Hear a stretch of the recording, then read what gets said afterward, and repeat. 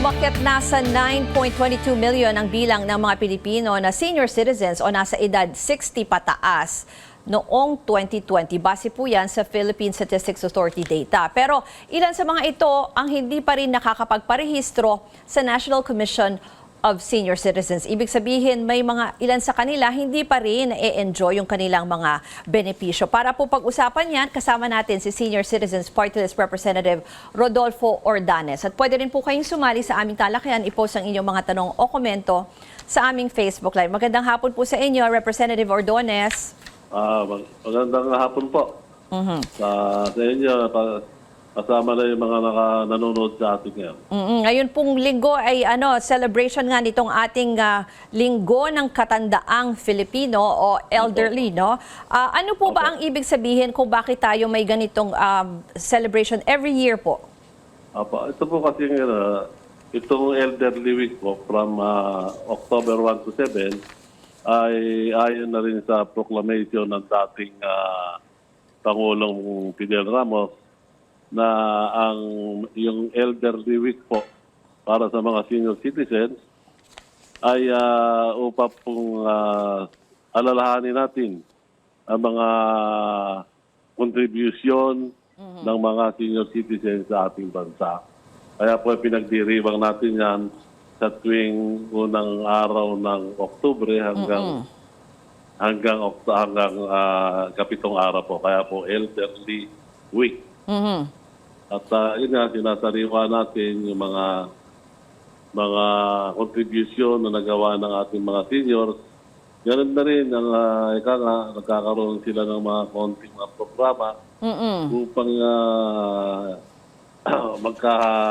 magkaharap-harap, magkaroon ng mga kasayahan na kanilang may mga program po silang ginagawa para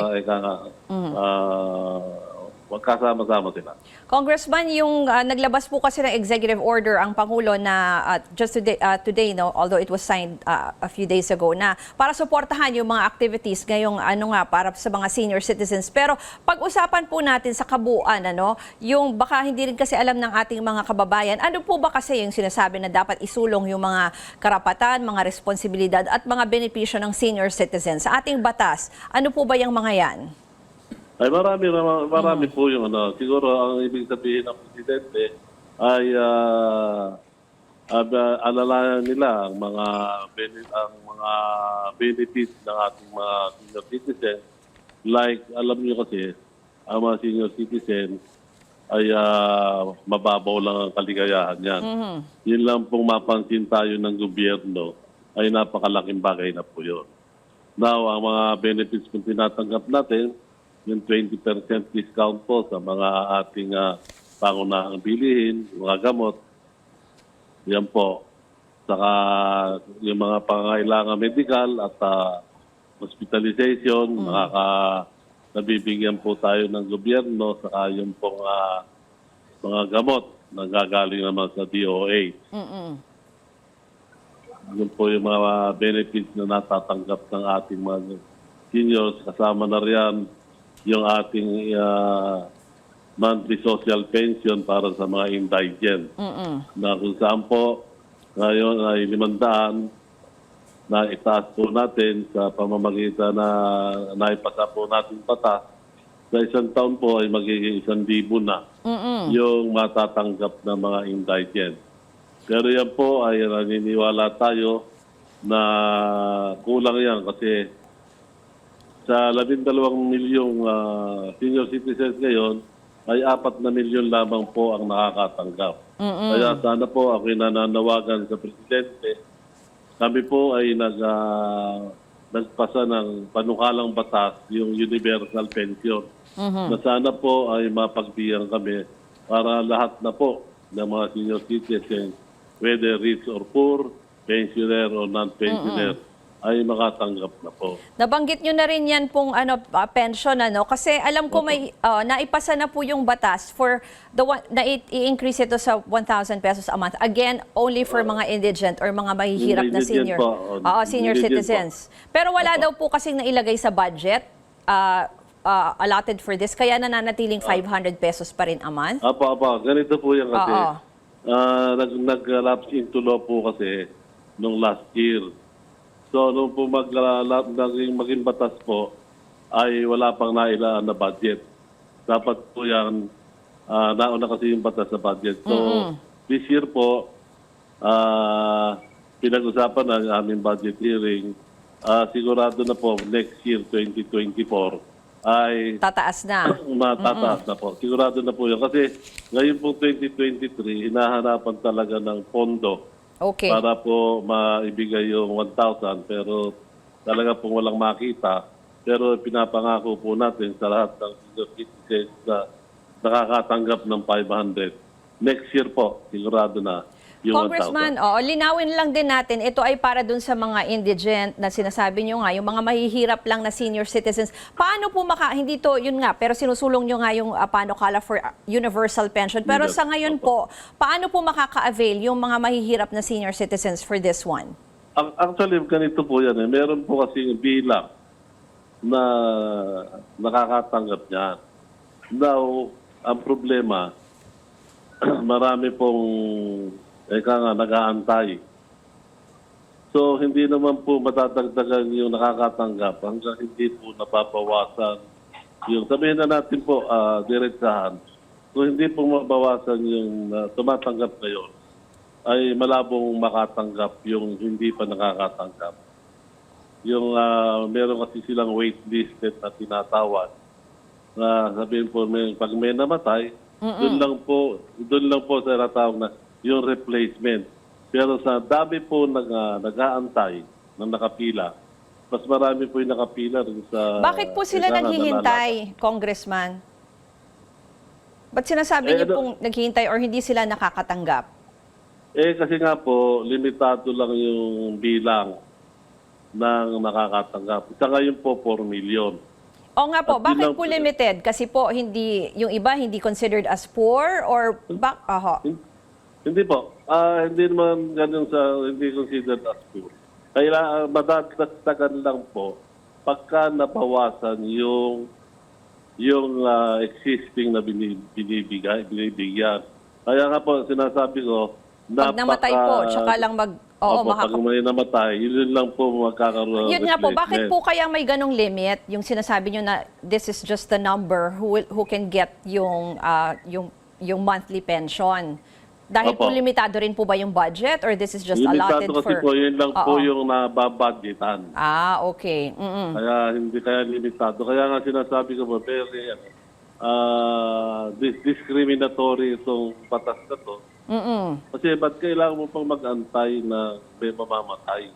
Parang mas maraming nananalangin na may mamatay para masama ron sa beneficiaries. So hindi po ibig sabihin na if you still belong to the halimbawa 4Ps ka, 'di ba? So considered ka as talagang mahirap, no? Opo. Na dapat nakakatanggap ka nito ayon sa batas. So hindi po at kung nadadagdagan yung mga bilang ng mga mahihirap na senior citizens, hindi po agad Opo. yan sila mapapabilang dun sa nakakatanggap ng Hindi pensyon. Hindi po Okay.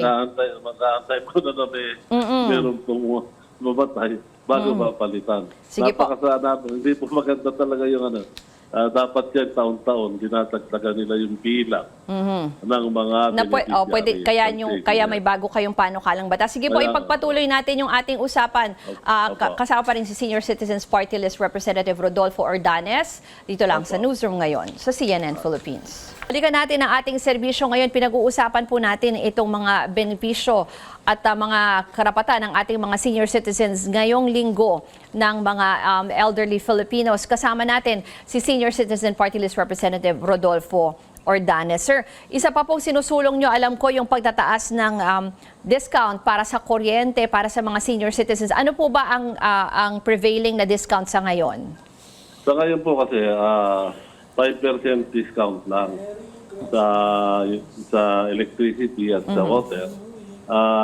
At itong nakaraang linggo, naipasab na namin sa Committee on Ways and Means, yung pong 5% discount ay magiging 15% discount. Yun po yung pasado na po sa Committee on Ways and Means. Ibig po sabihin, after po ma-finalize yung bill, ay ibababa na po sa Kongreso, sa plenary, at second reading, after ng third reading, dadali na po natin sa Senado.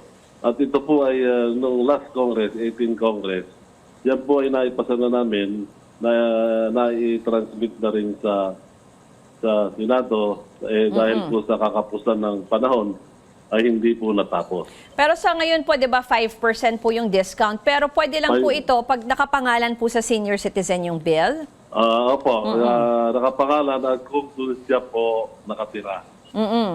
Kasi may mga senior citizens, sabihin natin na maraming property, lalo na yung mga nagpapaupa.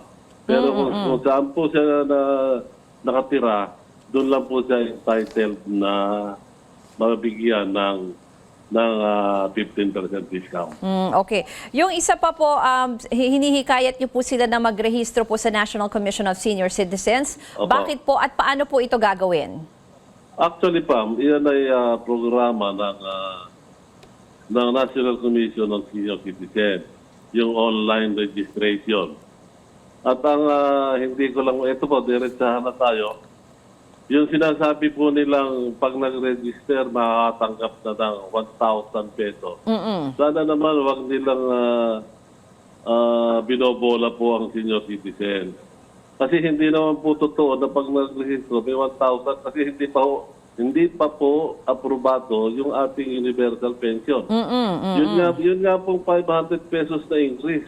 Hindi po maibigay ng gobyerno. Tapos sasabihin nila mag-online lang at makakatanggap ng 1,000. Yun po hindi ako sumasang-ayon. Pero sino po ba nagsasabi na makakatanggap? Ay, yun po yung sinasabi ng NCSC sa kanilang website na pag nag-rehistro, makakatanggap na ng 1,000. Okay. Kailangan siguro linawin ng ahensya yan. Doon po ako hindi sumasang-ayon. Kasi nga, wag po nating bulahin ng tao. Wag po nating paasahin ang mga senior citizens na magkakaroon po ng 1,000 pag nag-online. Mali po yun. Niluluko po natin ang ating mga But we have to check, Congressman, kung sa kanila mismo galing yung ganyang advisory. Ano po? Pagka tinignan nyo po, kapag tinignan nyo, lalabas yung kanilang website. Okay. Nanto na yung instruction kung paano mag-register. Kaya sa kanila po galing yan. Okay. Sige po. Yung susunod po sana na tanong ko sa inyo ay yung assessment niyo po sa sitwasyon ngayon or ng mga senior citizens, halimbawa in terms of employment, ano po ba ang kailangan gawin dyan? Or nasusunod pa rin ba yung mga courtesy lanes sa iba't ibang ahensya? Ay, sa dyan po, nasusunod naman po yung yung priority lane. Nasusunod naman po yan. At natutuwa naman ako at pinagbibigyan ang inuuna nilang priority yung ating mga nakakatanda. Okay. Yung employment opportunities po, sir? Yung meron din po akong inihain na employment opportunities. Ito yung elderly employment.